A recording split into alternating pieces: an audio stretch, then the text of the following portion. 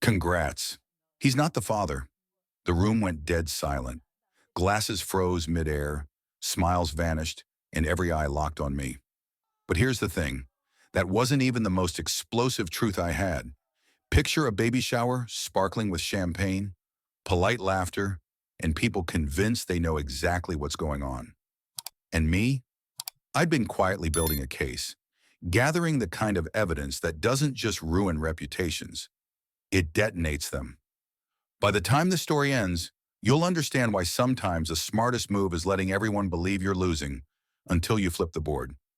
Before we begin, hit subscribe so you don't miss the next jaw-dropping reveal, and drop a comment telling us where you're watching from. Trust me, you're going to want to stay until the very last word. The first time I noticed the crack, it wasn't in his voice or his eyes. It was in the space between his words. Marcus had been good at keeping his sentences smooth, his tone steady, but that day over breakfast, his rhythm faltered. The pause came right after I'd asked about the credit card statement lying on the counter. He picked it up too fast, folding it twice, sliding it into his pocket as if my gaze might burn through the paper. I sipped my coffee, watching him like I used to watch witnesses on the stand. Patient, silent, letting the silence work in my favor. He muttered something about a vendor in Dallas. I smiled as though I'd bought the story and let him leave for work. The front door clicked shut, but the echo it left in the house felt heavier than it should. It was the first of many echoes I would start collecting. 2 weeks later, I found myself standing in the grand hall of the Bennett estate during Gloria's charity gala. The chandelier above us threw gold light over polished marble, over women in dresses that clung like secrets, over men whose laughter came too loud. I had long ago learned that in this family, appearances weren't just important. They were armor. I played my part well, greeting donors, smiling for photos, answering the subtle questions about how I was adjusting with the kind of grace that kept me from saying what I thought. It was then, across the room, that I caught sight of Keisha Moore, the kind of woman who never blended in, even when she tried. She was in white silk, her blonde hair swept into a careless knot, laughing with Marcus. Their shoulders leaned in too close, their hands moved too casually for strangers, and when her eyes met mine, the laugh died mid-note. Marcus turned, his jaw tight for a split second before he plastered on that practiced grin. He led her toward a group of guests, but not before I saw the faint, knowing curl of her lips. From that night on, I stopped waiting for the truth to come to me. I began moving through our life like a shadow, present but unnoticed. Every trip Marcus took, every unexplained charge, every call he stepped outside to answer, I logged it all. Being a former attorney wasn't just a line on my resume, it was muscle memory. I still thought in timelines and exhibits, in cause and effect. But unlike my court cases, this one was personal, and the stakes weren't just financial. It was my name, my dignity, and the quiet respect I had built in a community that never fully claimed me as one of their own. I started visiting places I'd never been. The parking lot of an upscale condo complex, a boutique baby store on the other side of town. Places where Marcus's car seemed to appear far too often for coincidence. The first real jolt came one Friday morning. I had driven past the condo complex just as the sun was cutting across the glass facade. A man stepped out from the front entrance, pulling his hoodie up, glancing over his shoulder. Tyrone Bennett, Marcus's younger brother. He was supposed to be in Austin that week, working on a music project, at least according to Gloria. But here he was, in Houston, leaving the same building Marcus's car had been spotted near days before. He didn't see me. Or maybe he did, but didn't want to. Either way, I didn't call out. I just watched him disappear around the corner, my mind already shifting into cross-examination mode. The connections were still loose threads, but I could feel them tightening. Back at home, I tested my theories the way I used to test an argument in front of a jury, by poking holes in them. I searched Marcus's face at dinner, dropping casual mentions of Keisha, of the condo area, of Tyrone's Austin project. His fork paused midair only once, at Tyrone's name, before he recovered. Keisha, he claimed, was helping Gloria with an event. The condo? He laughed it off as a property showing for a friend. Tyrone, you know how he is, Marcus said, shaking his head. Always chasing some gig. I nodded, pretending to accept it, but the pauses in his speech, the slight tightening at the corner of his mouth, told me otherwise. The nights grew longer, my role more calculated. I began inserting myself into conversations with Keisha, offering small favors, noting what she accepted and what she avoided. She was polite but guarded, as if she knew proximity to me carried a cost. I didn't push. Not yet. Instead, I mirrored her tone, her smile, storing away every reaction. The aim wasn't to corner her now. It was to make sure that when the time came, she wouldn't see me as a threat until it was too late. My father once told me, back when I was still in law school in Lagos, that power isn't in the argument, it's in the timing. I was beginning to understand exactly how right he was. There were moments, though, when the weight of it pressed hard against my chest. Alone in my office at the foundation, the afternoon light slanting across stacks of donation files, I would catch myself staring at the photo of my parents on the shelf. They had taught me to fight with my mind first, my voice second, and my pride always. I reminded myself that this wasn't just about betrayal, it was about refusing to be dismissed. In the Bennett circle, I had always been Marcus's wife, elegant, capable, but ultimately defined by him. What I was building now was a way to redefine myself on my terms, and to make sure no one in that room, when the truth came out, would ever mistake me for someone they could play. As the weeks passed, the patterns sharpened. Keisha's pregnancy became the quiet headline of every gathering, the topic Gloria beamed about, the detail Marcus deflected with a smile. I watched Tyrone keep his distance in public, but every so often I'd notice him watching Keisha from across a room, a flicker of something in his eyes that didn't belong there. The picture was coming together, though I still lacked the final proof. I could feel the end game approaching, but until I had every piece, I wouldn't move. By the end of that month, I had a list. Dates, places, transactions, and faces. Each line was a nail, and when the moment came, I would use them all. For now, I waited, knowing that patience was my sharpest weapon. The storm was building quietly, and I intended to be the one who decided when it broke. The first sign wasn't loud, it was barely there.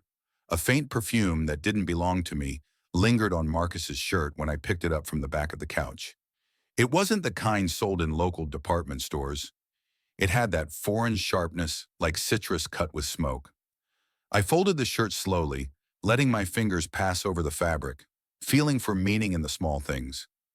His schedule had shifted too, subtly at first. Late nights became urgent meetings, weekend brunches were postponed for last-minute clients, and his phone now lived in his pocket like it was an extension of his hand. When I brushed too close, he would angle the screen away, claiming it was work. I kept my voice even, my smile intact, but my mind began drawing connections, sketching timelines in invisible ink across my thoughts. Gloria called one afternoon, her voice syrupy with concern and curiosity. She wanted me at her house for tea. Just us girls. The Bennett matriarch never invited without motive. I arrived to find her sunroom staged like an interview set. 2 armchairs angled perfectly, a tray of tea, and a silver plate of almond cookies. She started with small talk, sliding between compliments about my work at the foundation and remarks about how radiant Keisha looked these days. Her eyes flicked to me with every mention, as if measuring my reaction. I kept mine neutral, stirring my tea slowly. She pressed further, hinting that family loyalty mattered more than the past, and I understood then. She was probing. I left that afternoon knowing Gloria had already picked her side, and it wasn't mine. That night, the air in our home felt different, as though Gloria's suspicion had followed me through the door. Marcus was on the phone when I walked in, speaking low, pacing. He ended the call quickly, too quickly, and asked about my day without looking up.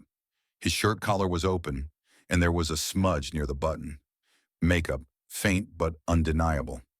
I glanced at it, then at him, my expression unreadable. He caught my gaze, adjusted the collar, and walked away as though nothing had happened. I let him. I had learned that confronting too soon only drove the truth deeper underground. 2 days later, I spotted Keisha in a small cafe far from her neighborhood. She was alone, tapping her fingers against a to-go cup, eyes darting to the door every few seconds. I sat at the far end, partially hidden, my coffee cooling untouched. 10 minutes passed before Tyrone walked in, his hoodie pulled low. He slid into the seat opposite her, their heads bending close, their voices low. I couldn't hear them, but the tension in their bodies said enough. Quick gestures, tight smiles, eyes scanning for anyone watching. At one point, her hand brushed his, and neither pulled away immediately. When they left, they walked out separately, but within 30 seconds, they had met again on the side street. I didn't follow. I didn't need to. The image was already etched into my mind. Back home, I locked my office door and opened a file on my laptop. I had begun storing my findings there. Photos, notes, receipts. Each piece was a tile in a mosaic I wasn't ready to show yet. I scrolled through images. Marcus's car near the condo, a bank transaction linked to a boutique baby store, a blurry shot of Keisha stepping into a hotel lobby. Every detail felt heavier than the last, yet also sharper, cutting away my hesitation. This wasn't paranoia, it was a pattern, and patterns I knew didn't lie. Later that week, Gloria hosted a small dinner, just family. Her dining room was all gleam and symmetry, polished silverware, crystal glasses, plates arranged with precision. Marcus sat to my left, Gloria at the head, Tyrone across from me, and Keisha beside him, her hand resting protectively on her stomach. The conversation flowed around real estate, charity events, and upcoming holidays. I contributed where necessary, smiling in the right places, laughing when expected. But beneath the table, my fingers traced the edge of my napkin, grounding me. Every so often, Tyrone's gaze would flick to Keisha, quick and unreadable, but I saw it. Keisha avoided looking at me directly, but her posture stiffened whenever I spoke. The air was thick, and though the words were polite, the subtext roared. After dinner, as coats were fetched, Gloria pulled me aside. She spoke in a low, measured tone about keeping peace and not overthinking things that might hurt everyone. It was the kind of warning that came wrapped as advice. I thanked her with a steady smile, but inside her words landed as confirmation. Something was being hidden, and the family had decided I wasn't to uncover it. That decision, however, wasn't theirs to make. The final spark of the week came unexpectedly. I received a message from an unknown number, a photo of Marcus in a parking garage, holding open the passenger door for Keisha. The timestamp was from that morning, the location a downtown medical building. No caption, no sender ID, just the image. My pulse quickened, not from shock, but from the realization that someone else was watching too. It meant I wasn't alone in seeing the cracks, though their reasons for sending it remained a mystery. I saved the photo, encrypted it in my file, and stared at the screen until the image blurred. That night, I lay awake, the house quiet except for the hum of the refrigerator. I thought about every small shift, every careful glance, every whisper of a conversation that had trailed off when I entered a room. My instincts screamed that the truth was closing in, that I was circling it slowly, tightening my hold. The question now wasn't whether I would expose it, but when.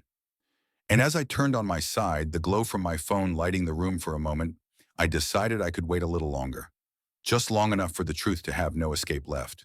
The first rule I learned as an attorney still applies here. Never confront without a foundation. You don't walk into court with a hunch, you walk in with evidence sharp enough to draw blood. That morning, the air in my home felt tight, almost metallic, as though even the walls knew I was about to start digging.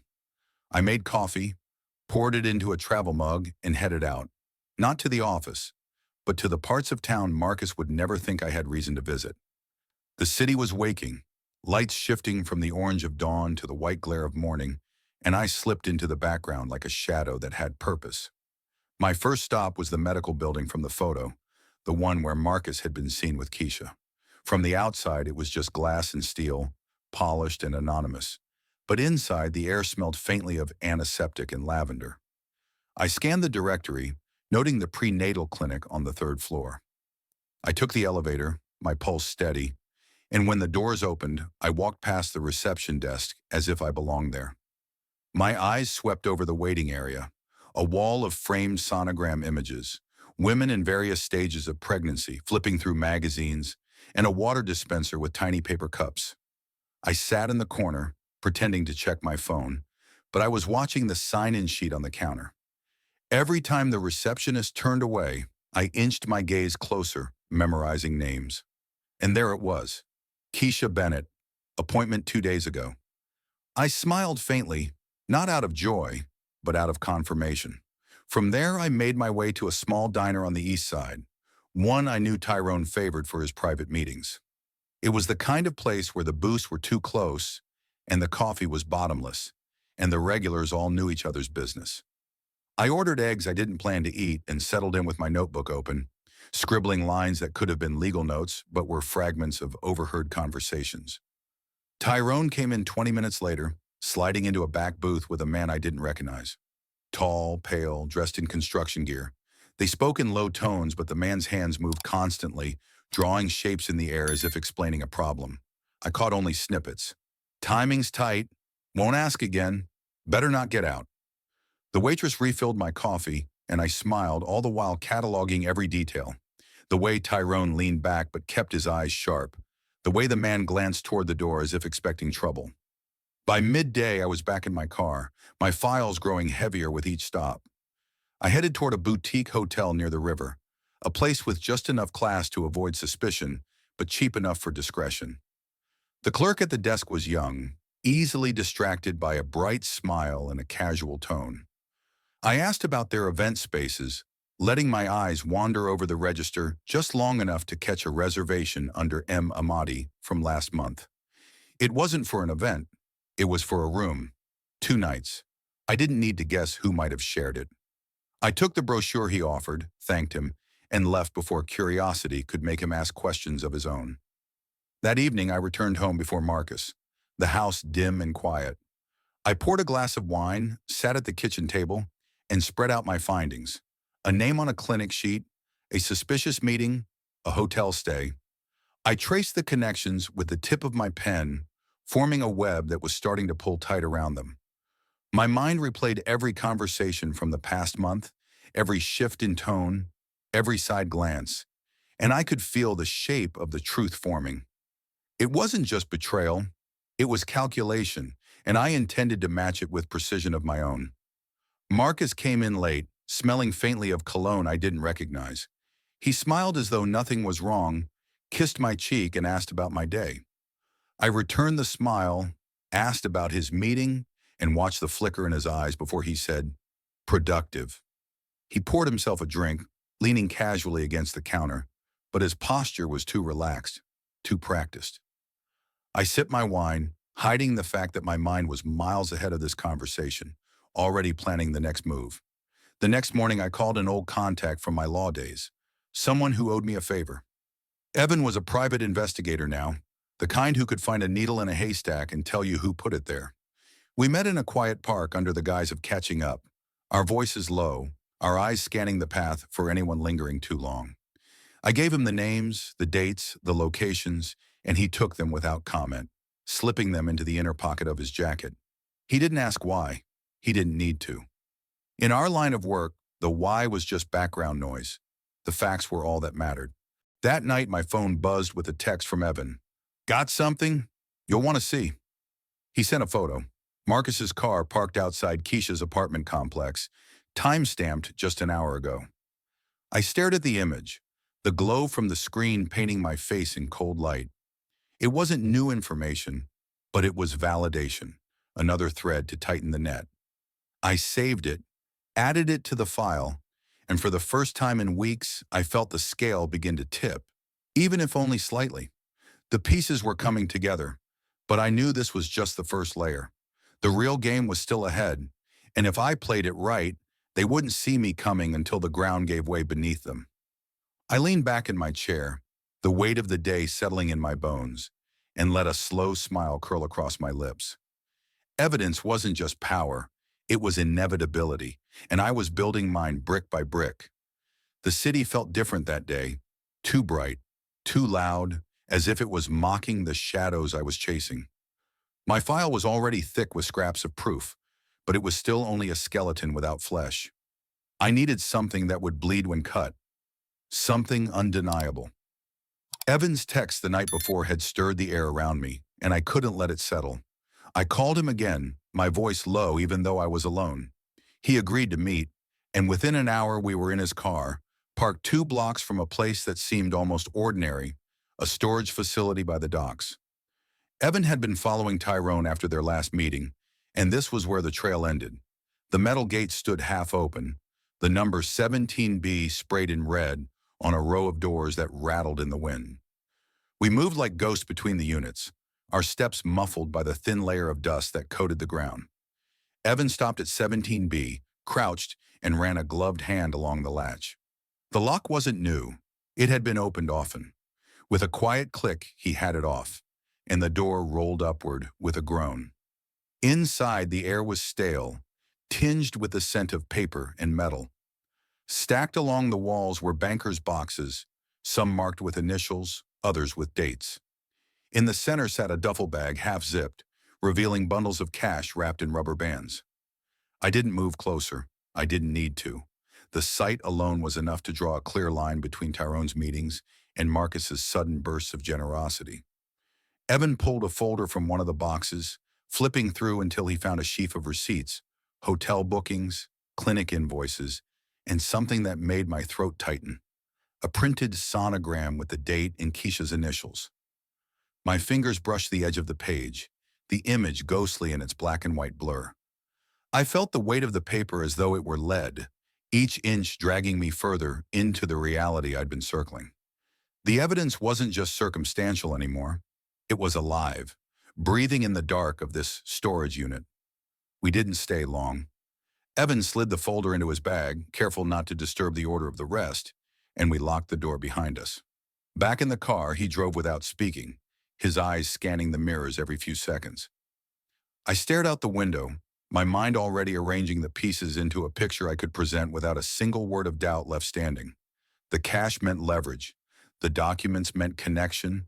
The sonogram meant motive. All three together meant I had them pinned. If only I could play the reveal right. That night, the house was empty when I returned. I placed the copied receipts and photos in a slim envelope, then tucked it into the bottom drawer of my desk, beneath an old case file no one but me would touch. The weight of it in that drawer felt like a hidden blade. Silent, sharp, ready. I poured a drink and sat in the dark, letting the sounds of the neighborhood drift in. A distant siren, laughter spilling from a passing car, the hum of a streetlight. I thought about how Marcus would react if he knew I'd been to that storage unit, how Keisha's face might change if she saw the cash tied to her name. The thought didn't bring me satisfaction. It brought focus. The next morning I dressed in precision, dark blazer, clean lines, no softness in the cut. I went to see a former colleague, Claire, who now worked in the DA's office. She greeted me with the same quick smile she'd always had, but her eyes sharpened when I told her I had a hypothetical case to discuss. Over coffee, I laid out the scenario, omitting names but including every critical detail. She listened, her pen tapping against the rim of her notebook, and finally said the words I needed to hear. With physical evidence linking financial transactions to personal motives, it wouldn't just be a civil matter. It could open doors to criminal charges. I left her office with the confirmation that my lead wasn't just big, it was the spine of the entire case. By afternoon, Evan sent me a final piece. A grainy security photo from the storage facility's camera, time-stamped the day before, showing Marcus and Tyrone unloading boxes from a truck. Even blurred, Marcus's posture was unmistakable. The image joined the rest in my growing arsenal. I looked at it for a long time, my jaw set, before sending Evan a single message. "We're ready to move to the next stage." He replied with a thumbs up, the simplicity almost mocking the storm we were building. I ended the day standing at my kitchen window, watching the street as the sun dipped low, bathing everything in that brief, deceptive gold that hides the night creeping in. Somewhere out there, Marcus believed he was in control. Somewhere out there, Keisha thought her secret was safe. And somewhere out there, Tyrone was counting cash that might as well already be in an evidence locker. They didn't know the ground was shifting under their feet, but they would soon enough. I sipped the last of my drink, the taste sharp on my tongue, and felt the clarity settle in. This wasn't just about betrayal anymore. It was about the clean, surgical cut of truth, delivered when it would slice deepest. The rain had a way of softening the edges of the city, but that night it only sharpened them. Streetlights reflected in long streaks across the wet asphalt, and every step I took seemed to echo too loudly in my own ears. I had the storage unit evidence locked away, yet something gnawed at me. There was more here, something deeper than just personal betrayal. The money wasn't a side note. It was the heartbeat of this entire operation. Evan had traced a series of transactions, but the numbers didn't stop at Tyrone. They stretched outward, touching accounts I hadn't seen before. When he called, his voice was taut, low, telling me to meet him in a place where no one would think to look. The basement archive of a closed credit union. The archive smelled of damp cardboard and metal. Old filing cabinets stood like silent sentinels, their drawers swollen with age. Evan was already there, hunched over a desk lamp that barely cut through the gloom. He slid a folder across to me, the paper still warm from the copier. Inside were statements showing shell company payments funneled through real estate acquisitions, all under names that meant nothing on paper but led, with one pull of the thread, right back to Marcus's business. The sums were massive, far beyond anything a side hustle could explain. This wasn't just about hiding money. It was about moving it, laundering it, cleaning something dirty enough to destroy him if it surfaced. I kept turning pages, the numbers blurring into one another until one detail slammed me still. The same account that paid for the storage unit also wired funds to a fertility clinic 3 states away. My stomach tightened as the connections overlapped. Marcus's trips, Keisha's appointments, the unexplained withdrawals. Each transaction was a breadcrumb, and together they led into a darkness I knew I'd have to walk straight into. I glanced at Evan, his expression carved in stone, and asked if there was proof that Marcus knew the origin of the money. Evan nodded once and slid over another sheet, a signed loan guarantee under Marcus's hand, dated during one of his so-called business trips. The air felt heavier, and I could hear the faint patter of rain against the single-barred window above us. My mind ran through scenarios. If I confronted him now, he'd deny everything, maybe even turn it on me. If I waited, I could layer this with what I already had, build something that would hold in court and public. But waiting meant letting him keep moving money, letting him get ahead.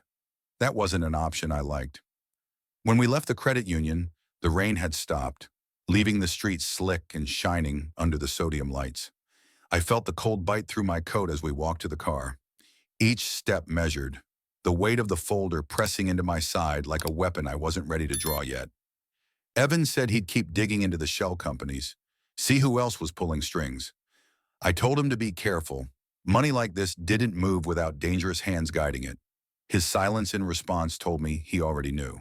The next morning, I sat at my desk and spread the evidence across the surface, each page a vein feeding into the same poisoned heart.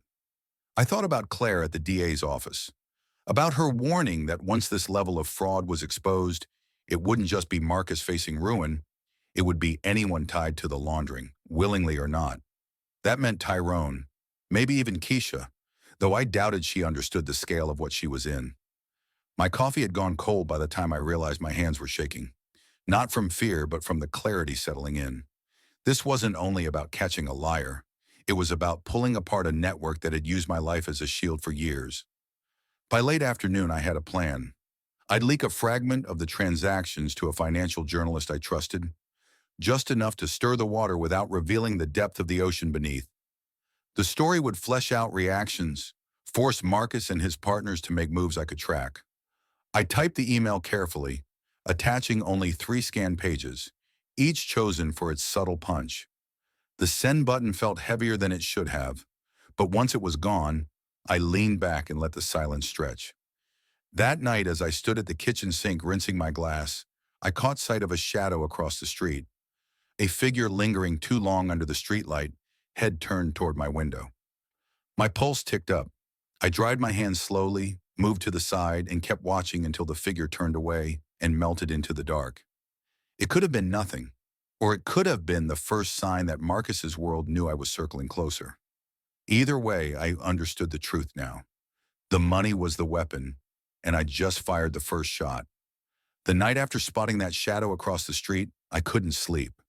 The hum of the refrigerator seemed louder, the ticking of the wall clock sharper, each second stretching longer than the last.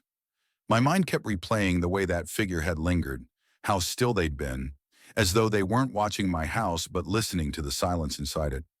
I sat at the kitchen table with the evidence spread before me, tracing every line of ink, every number, until they stopped being just proof and started to feel like weapons. The question wasn't whether I'd use them, but how. Revenge wasn't enough.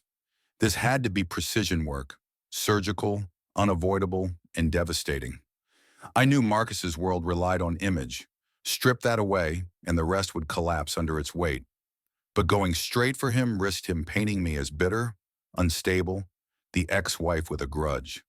I needed him to destroy himself, to make choices in full view of the people he was desperate to impress.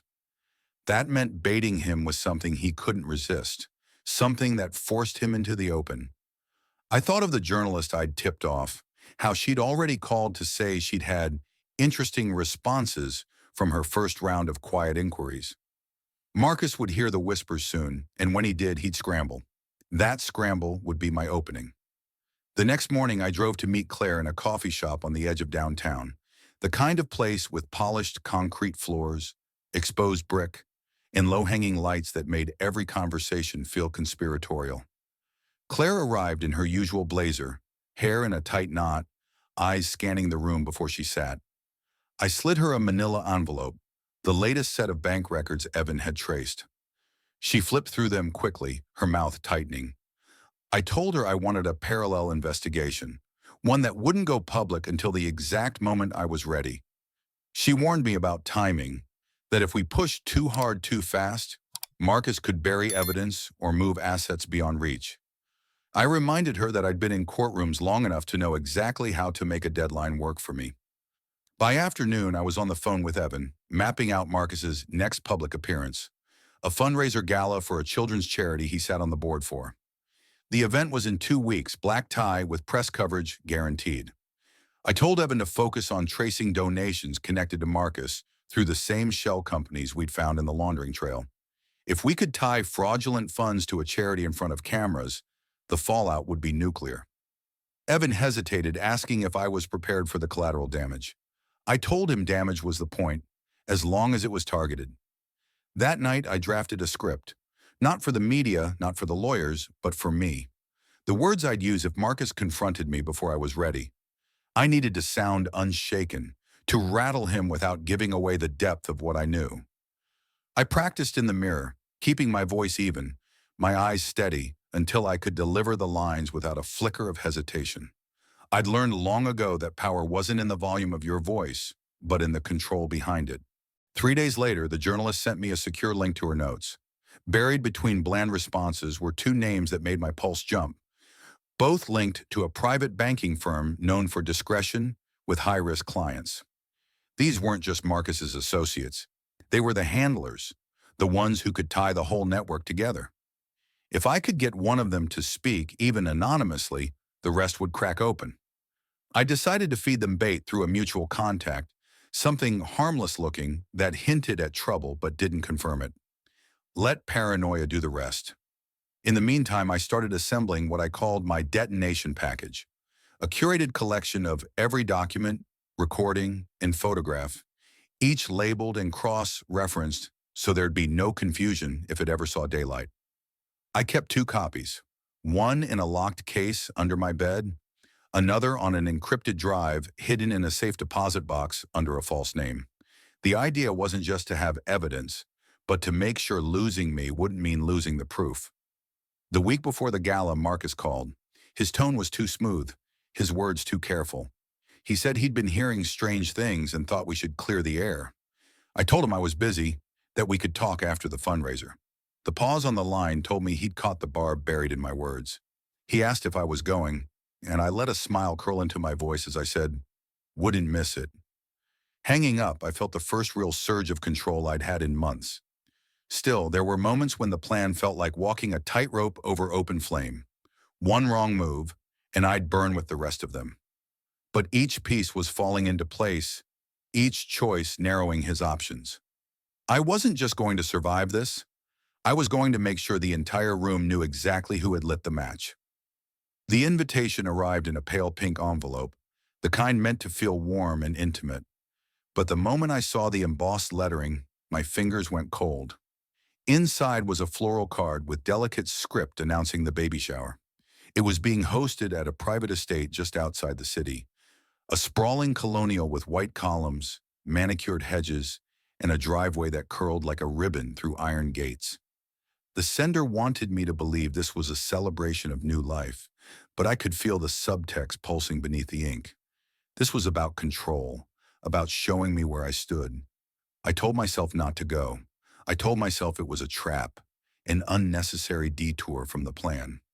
Yet 2 days before the event, I found myself choosing a dress that blended in just enough but carried an edge.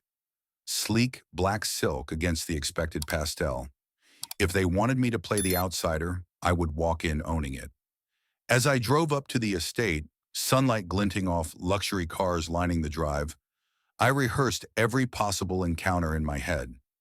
My pulse stayed steady, but the air felt thick, charged with the kind of anticipation that precedes a storm.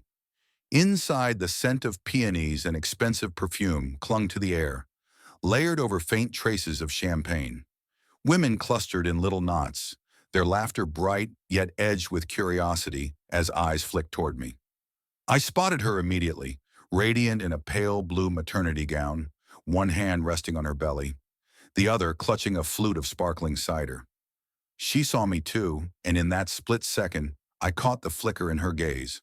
Not surprise, but calculation. She started toward me, smile fixed, and I braced for the performance.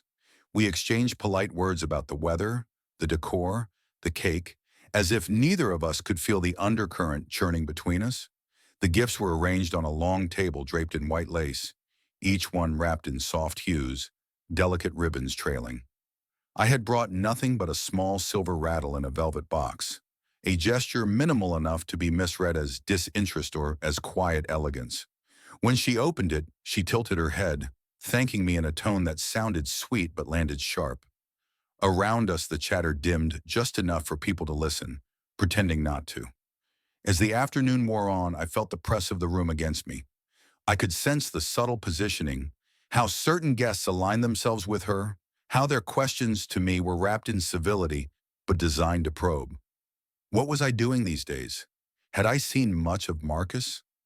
Was I still living in the old house? Each answer I gave was measured, delivered with a calmness that made them blink.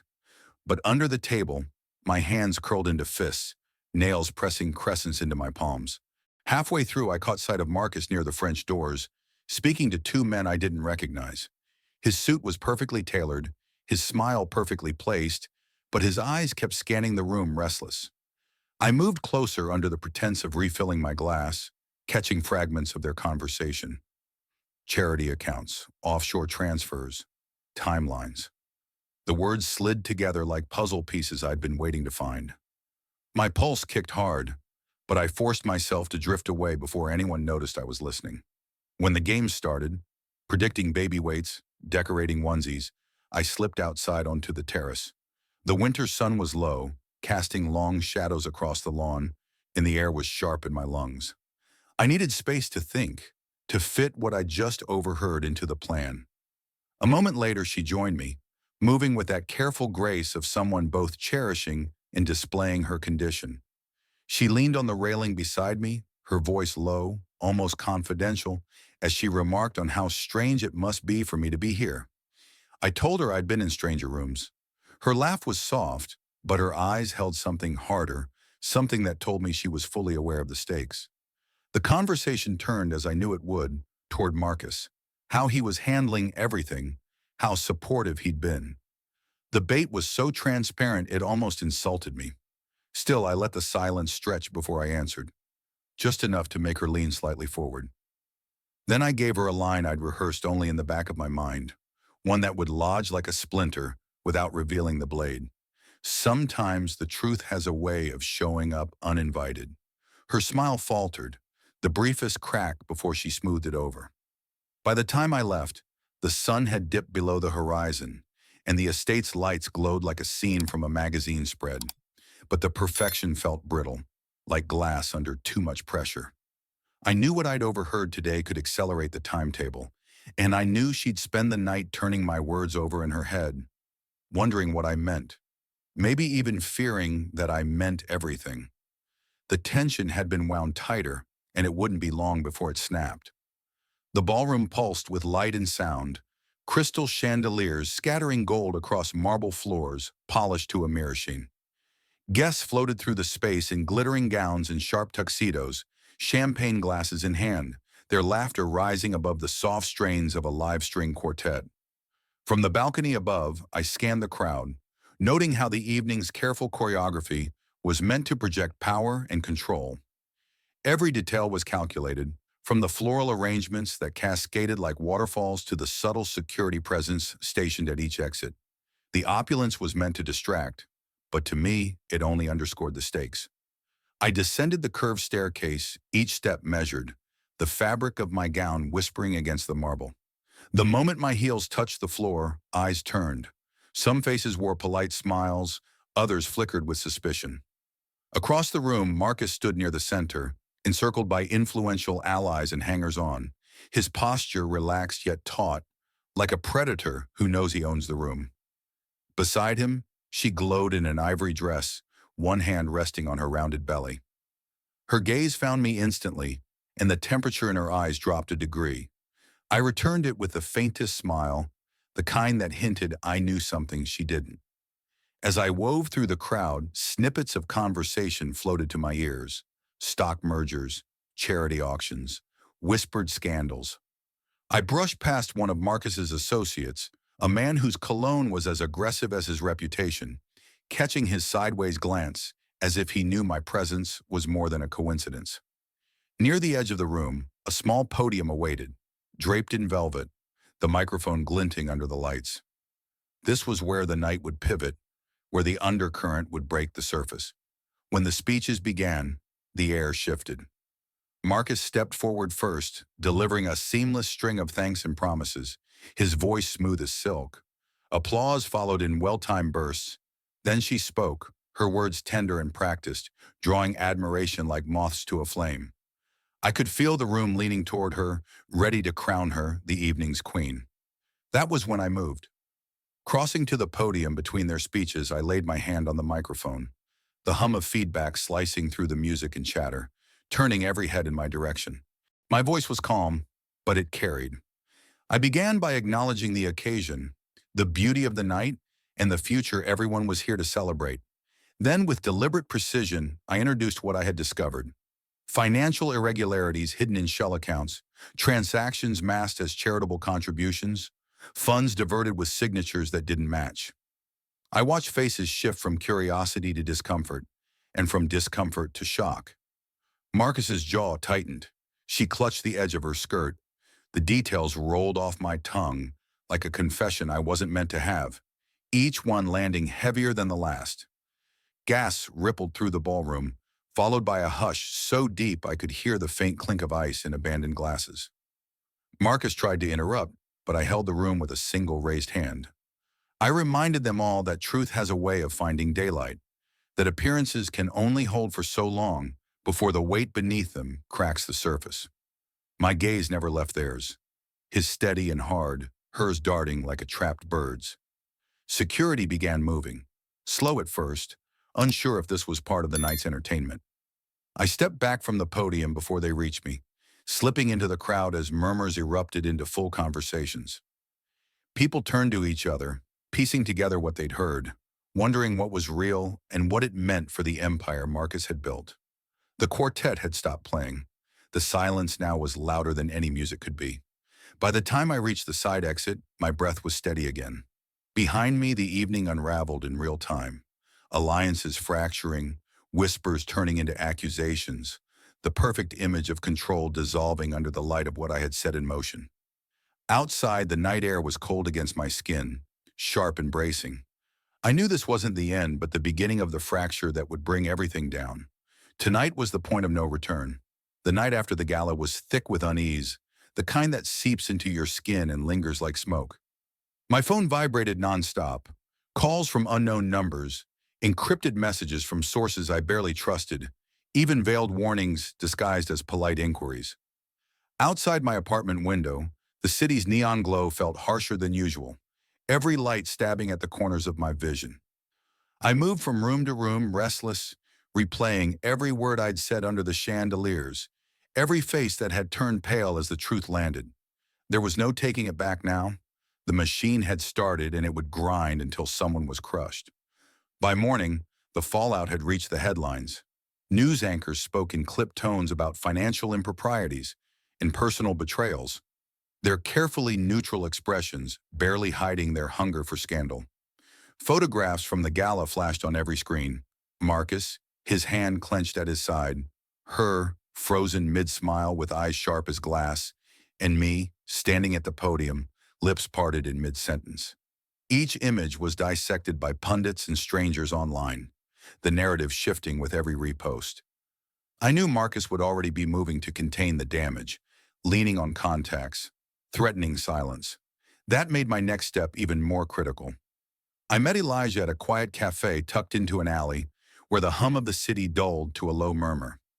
His face was drawn but alert, his laptop already open, documents and encrypted files spilling across the screen. He slid a folder toward me, proof that the financial rot ran deeper than even I had imagined. Offshore accounts, falsified audits, and bribes disguised as consulting fees. My fingers tightened around the papers as I realized the magnitude of what I'd uncovered. Elijah leaned in, his voice low, warning that once I pushed this into the hands of regulators, there would be no safe path back. Back at my apartment, I stared at the evidence spread across the table, the weight of choice pressing hard against my ribs. The threat wasn't just legal, it was physical.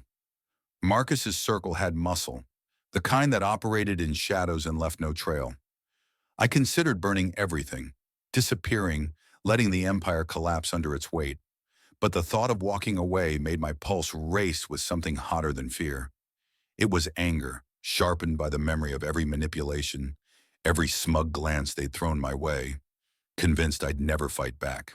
The first real crack came 2 days later, when one of Marcus's partners flipped, trading his loyalty for immunity. The news leaked before Marcus could smother it, and suddenly the tide shifted. Investigators swarmed his offices, freezing assets, seizing records. Paparazzi camped outside his penthouse, their flashes like relentless lightning strikes. She vanished from public view, but whispers said she was negotiating her deal. I didn't feel victory, just a grim confirmation that the structure I'd toppled had been rotting for years, and the collapse was inevitable. One evening, as rain sheeted down the glass of my balcony doors, I received an unmarked envelope slipped under my door. Inside was a single sentence, handwritten in ink that smudged under my thumb. You should leave before it's too late. No signature, no explanation, just the faint smell of expensive cologne clinging to the paper. My pulse quickened, but I folded the note in half and set it on the table without breaking stride. Fear had its place, but it wasn't going to decide for me anymore. When the final reports hit the news detailing the full scope of Marcus's network, the city buzzed like a hornet's nest. Investors pulled out, charities severed ties, and allies turned their backs. The once untouchable man now appeared gaunt, cornered, his empire reduced to a string of lawsuits and seized properties. I didn't attend the hearings, though Elijah urged me to. Instead, I walked through the quiet streets at dawn, feeling the strange, weightless sensation of carrying no more secrets. The sky was pale with the first light, the air sharp and cold, and for the first time in months, I could breathe without feeling the ground shift beneath me. I knew there would always be pieces of this war that lingered, threats that never made it to paper, debts yet to be paid. But I also knew I'd built something stronger than the life they tried to dictate for me, a truth that couldn't be buried, and a self that couldn't be broken. As I turned the corner toward the river, the city stretched before me like a map of endless choices. The game was over, but my story wasn't. Thank you for staying with us through this intense journey. We'd love to hear your thoughts. What moments shocked you the most? And what would you have done in their place? Share your opinions in the comments, and let's keep the conversation going. If you enjoyed this story, make sure to subscribe so you won't miss the next one, and feel free to share where you're tuning in from. We love hearing from our listeners around the world. Until next time, thank you for watching and see you in the next chapter.